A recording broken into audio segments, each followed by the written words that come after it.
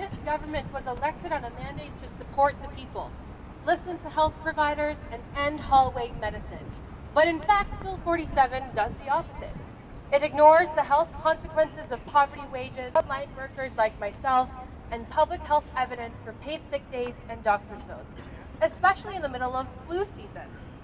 More importantly, Bill 47 ignores the majority. Just a couple of days ago, a poll showed that 77% of Ontarians oppose scrapping the paid sick days, and the majority are opposed to freezing the minimum wage and reinstating doctor's notes. Bill 47 is a prescription for poor health. Supporters claim that the bill and paid sick days will be abused by workers. The research evidence says otherwise. In both New York and San Francisco, where paid sick days have been legislated and workers have been given 5 to 9 paid sick days, most workers only took 3 days off and a quarter took none at all. Paid sick days help employees access health care and recover at home instead of spreading germs at work.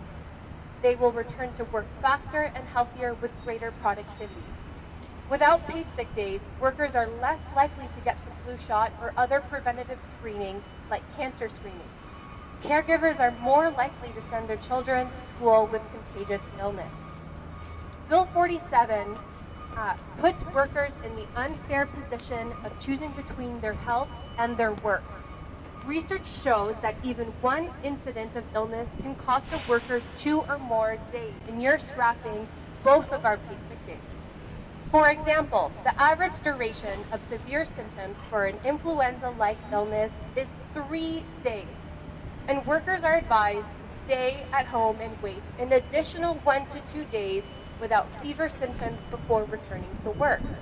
Think about people who work in daycare, think about people who are health practitioners, and think about our vulnerable patients in our population who will likely get sick from these contagious illnesses without the adequate public policy.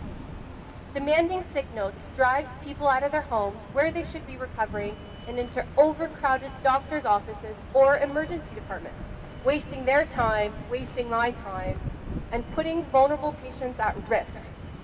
An ER visit for a single note costs taxpayers hundreds of dollars.